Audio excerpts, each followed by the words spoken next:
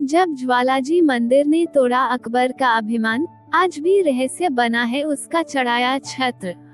हिमाचल प्रदेश के कांगड़ा से 30 किलोमीटर दूर ज्वाला देवी का प्रसिद्ध मंदिर है।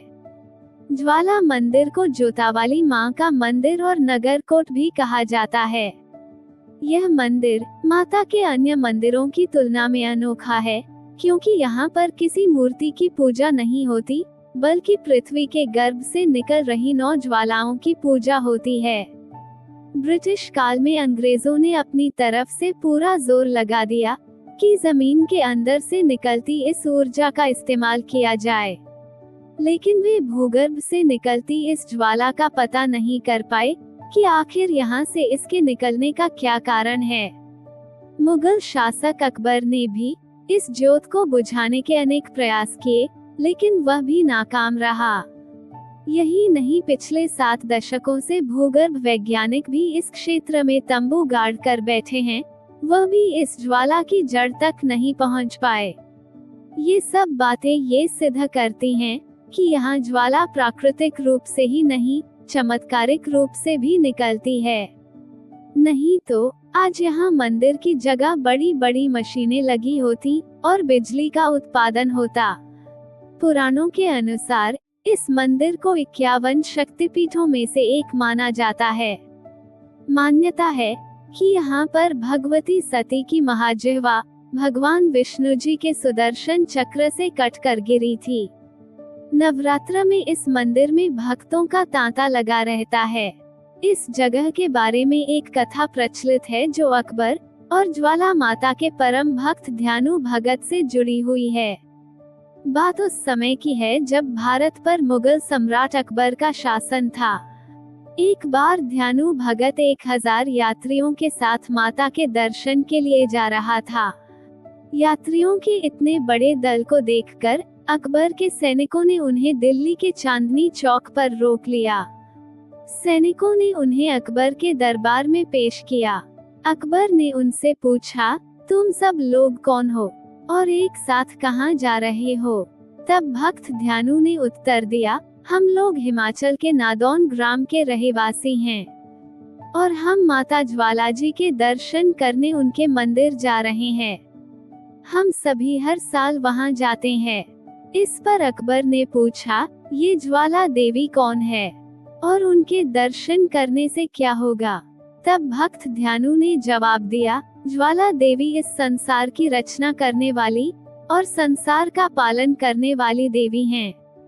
वे भक्तों की सभी मनोकामनाएं पूर्ण करती हैं। उनकी महिमा ऐसी है कि उनके स्थान पर बिना तेल बत्ती और घी के ही दिव्य ज्योति सदैव जलती रहती है। ध्यानु की भक्ति और ज्वाला माता की शक्ति देखने के लिए अकबर ने कहा, इम्तिहान के लिए हम तुम्हारे घोड़े की गर्दन उसके शरीर से अलग कर देते हैं। तुम अपनी देवी माता से कहकर उसे फिर से जिंदा करवा लेना। अगर तुम्हारी भक्ति सच्ची है तो देवी माता अवश्य तुम्हारी लाज रखेगी। अगर तुम्हारा घोड़ा फिर से उठ खड़ा न हुआ तो फिर तुम्हारी इबादत का क्या लाभ? या तो तुम्हारे भगवान में शक्ति नहीं, या फिर तुम्हारी इबादत सच्ची नहीं। अकबर के आदेश पर घोड़े की गर्दन काट दी गई। कोई उपाय न देखकर ध्यानु भक्त ने बादशाह से 1 माह का समय मांगा और घोड़े के सिर व धड़ को सुरक्षित रखने की विनती की। अकबर ने ध्यानु भक्त की बात स्वीकार कर ली और उसे अपनी यात्रा पूर्ण करने की इजाजत भी दी। अकबर से विदा लेकर ध्यानु अन्य भक्तों के साथ ज्वालाजी के मंदिर पहुंचा।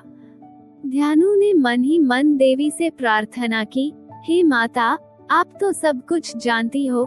बादशाह अकबर ने मेरी भक्ति की परीक्षा लेने के लिए मेरे घोड़े की गर्दन कटवा दी है। कृपया मेरी लाज रखें और मेरे घोड़े को फिर से जीवित कर दें। भक्त ध्यानु की प्रार्थना सुनकर दुर्गा देवी ने ध्यानु को दर्शन दिए और उससे कहा, तुम चिंता मत करो, तुम्हारा घोड़ा दिल्ली में पुनः जीवित हो चुका है, इसलिए तुम चिंता त्याग कर तुरंत दिल्ली पहुंचो। दिल्ली में जब घोड़ा पुनः जीवित हो उठा तो बादशाह अकबर हैरान रह गया। अकबर यह चमत्कार सहन न कर पाया। ईर्ष्यावश उसने तुरंत सेना की एक टुकड़ी ज्वालाजी मंदिर को नष्ट करने के लिए भेज दी। ज्वालाजी मंदिर में बिना किसी तेल के ज्योत जलती देखकर अकबर के सैनिक आश्चर्यचकित रह गए। सैनिकों ने पवित्र ज्योति को बुझाने के लिए उनके ऊपर बड़े बड़े लोहे के तवे रखवा दिए, परंतु दिव्य ज्योति नहीं बुझी। इस प्रयास में नाकाम होने पर अकबर के सैनिकों ने पास ही बह रहे झरने का पानी मंदिर तक लाने के लिए एक नहर बनाई। सैनिकों ने उस नहर का पानी दिव्य ज्योति के ऊपर गिराया और पूरे मंदिर को जलमग्न कर दिया, परंतु इससे भी दिव्य ज्योति नहीं बुझी। लाख कोशिशों के बाद भी अकबर की सेना मंदिर की ज्वालाओं को बुझा नहीं पाई। बुरी तरह परास्त हो चुके सैनिकों ने अकबर को सूचना दी कि वे दिव्य ज्योति बुझाने में अक्षम हैं। ज्वालाजी मंदिर के इस चमत्कार से प्रभावित होकर बादशाह अकबर ने 1.25 मन यानी 50 किलो शुद्ध सोने से एक भव्य छत्र बनवाया और उसे लेकर नंगे पांव ज्वालाजी मंदिर पहुंचा। अकबर ने नतमस्तक होकर दिव्य ज्योति के दर्शन किए। जैसे ही अकबर ने वह स्वर्ण छत्र मंदिर को भेंट किया, उसी वक्त छत्र के ऊपर एक दिव्य ज्योति प्रकट हुई और सोने से बना छत्र किसी विचित्र धातु में तब्दील हो गया। वो परावर्तित धातु न लोहा था, न पीतल, न तांबा था और न ही कोई अन्य ज्ञात धातु। इस प्रकार देवी ने अकबर की यह भेंट अस्वीकार दी। ज्वाला माई का ये चमत्कार देखकर अकबर ने देवी से अपने गलत कार्यों के लिए क्षमा याचना की और वापस दिल्ली लौट गया। आज भी बादशाह अकबर द्वारा चढ़ाया गया वह छत्र ज्वालाजी मंदिर परिसर में रखा हुआ है। अकबर का चढ़ाया गया छत्र किस धातु में बदल गया, इसकी जांच के लिए 60 के दशक में तत्कालीन प्रधानमंत्री पंडित जवाहरलाल नेहरू की पहल पर यहां वैज्ञानिकों का दल पहुंचा।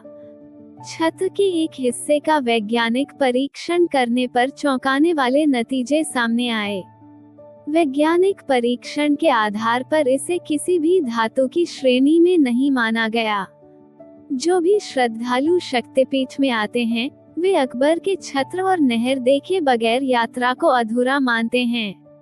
आज भी छत्र ज्वाला मंदिर के साथ भवन में रखा हुआ है। मंदिर के साथ नहर के अवशेष भी देखने को मिलते हैं। इसी तरह की और कहानियाँ सुनने के लिए please like and share our stories and subscribe to our channel story vendor. Thank you.